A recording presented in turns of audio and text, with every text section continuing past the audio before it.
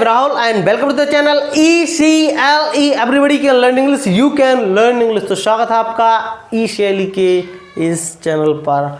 और आज की क्लास में हम 5 मिनट इंग्लिश की क्लास हम जानेंगे कुछ शानदार, कुछ ज़बरदस्त सेंटेंसेस जनरल जो डेली लाइफ में, दैनिक जीवन में हम बोलते, हिंदी में हमेशा बोलते आए हैं। ठीक है, उनको हम अंग्रेजी में कैसे बोलते हैं उनका बताएं, क्योंकि कुछ चीज़ों का ट्रांसलेशन होना पॉसिबल नहीं है, वर्ड टू वर्ड ट्रांसलेशन होना पॉसिबल नहीं है। इसलिए हमें लैंग्वेज के हिसाब से उसको समझना पड़ेगा, उसको उस चीज़ को पकड़ना पड़ेगा। ठीक है, तो स्टार्ट करते हैं आज की क्लास को, शानदार, ज़बरदस्त और धमाकेदार क्लास को, 5 मिनट इंग्लिश की क्लास को। इस वीडियो को पूरा देखना है पेशेंस के साथ। 5 मिनट इंग्लिश पेशेंस का देखना है। 100% आपकी जीवन में ये यूज़फुल रहेंगे। ठीक है, अगर आप स्पीकिंग सीख रहे हैं तो आपको यह सेंटेंस बोलना भी आपको बहुत ज़रूरी है। इस सेंटेंस के बारे में जानना भी बहुत ज़्यादा ज़रूरी है। तो स्टार्ट करते हैं आज की क्लास को। तो यह क्लास आपके लिए यूज़फुल रहेगी। यदि आप चैनल पर नए हैं तो चैनल को सब्सक्राइब कर ले, घंटे वाला बटन दबाएं, अपने दोस्तों तक फैला दे, शेयर कर दे। ठीक है, कर दे। ठीक है, तो देखते हैं क्लास को। फर्स्ट देखते हैं कि वह अपनी उम्र के हिसाब से लंबा है। वह अपनी उम्र के हिसाब से लंबा है, इसको हम बोलेंगे he is tall for his age. He is tall for his age. वह अपनी उम्र के हिसाब से क्या है?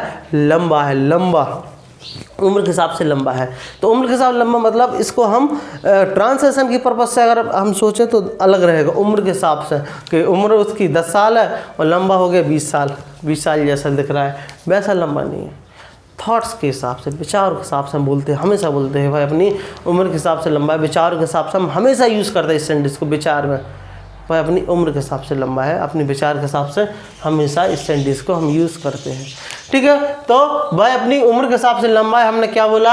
ही इज टॉल, यह TALL, he is tall for his age. वह अपनी उम्र के हिसाब से लंबा है। हम जनरली परसेप्शन यूज़ कर सकते हैं। आप ऐसे अंग्रेजी में इस सेंटेंस को आप यूज़ कर सकते हो। ठीक है, इडियम वाला सेंटेंस का ट्रांसलेशन थोड़ा डिफरेंट होगा। ठीक है, उन्होंने भरपेट खाना खाया।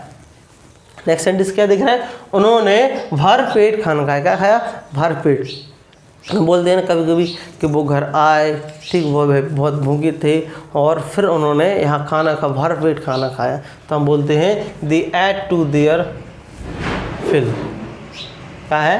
दे एट टू देयर फिल। उन्होंने भरपेट खाना खाया। उन्होंने क्या खाया?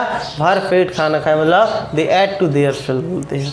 ठीक है, ऐसे नेक्स्ट सेंटेंस देखते हैं कैसे बनाएंगे। नेक्स्ट सेंटेंस कैसे बनाएंगे कि यह विचार तो मुझे सूझा ही नहीं।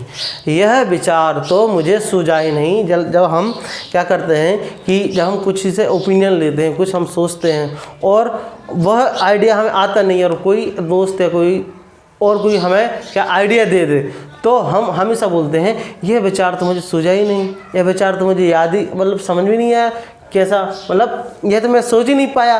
तो हम जनरली तौर पर बोलते हैं कि यह विचार तो मुझे सूझा ही नहीं। कौन बोलेंगे? क्या बोलेंगे? अंग्रेजी में क्या बोलेंगे? ठीक है, इंग्लिश में क्या बोलेंगे? This idea did not strike मी। ठीक है, this idea did not strike मी। यह विचार तो मुझे सूझा ही नहीं, या यह विचार तो मुझे याद आया ही नहीं। ठीक है, इंग्लिश में बोलेंगे। ठीक है, ये ईडियम्स के तौर ध्यान रखना। ईडियम्स वाले सेंटेंस से, कहावत वाले, जिसका ट्रांसलेशन डिफरेंट हो सकता है। ठीक है, उसने मुझे लड़ने के लिए ललकारा। उसने मुझे लड़ने के लिए ललकारा। ये जनरली तौर पर हम बोलते हैं, लड़ाई वगैरह हो जाती है ना, तो बोलते हैं उसने मुझे लड़ने के लिए ललकारा।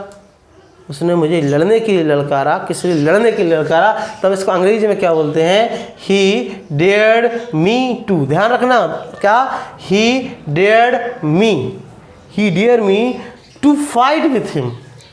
ही dared me to fight with him. उसने मुझे लड़ने के लिए ललकारा। तो हम बोल सकते हैं, ठीक है, डेयर, ललकारा, इसमें डेयर के रूप से इसमें यूज़ किया है, एक कहावत के तौर पर यूज़ किया है।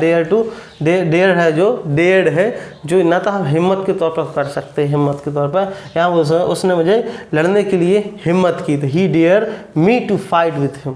ठीक है, ये आप आसानी से समझ सकते हो, आप यूज़ कर सकते हो जनरल लाइफ में।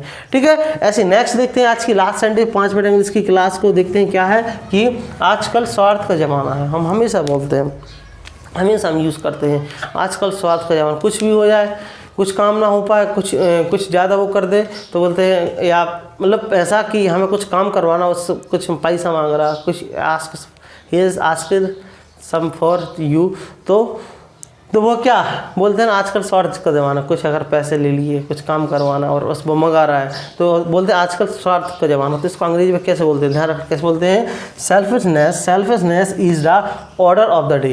Selfishness is the order of the day. आजकल क्या है? स्वार्थ का ज़माना। किसका ज़माना है?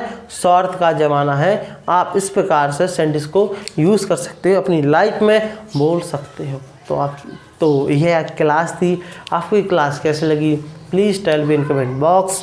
यदि आप चैनल पर नए हैं तो कृपया चैनल को सब्सक्राइब करें, घंटी वाला बटन दबाएं, साथ ही इस वीडियो को अपने दोस्तों तक, रिश्तेदार तक शेयर करें ताकि वो भी इस तरह की इंटरेस्टिंग वीडियोस को, इंटरेस्टिंग इंग्लिश को सीख सकें। तो तब तक के लिए take care, thank you very much, thanks for watching.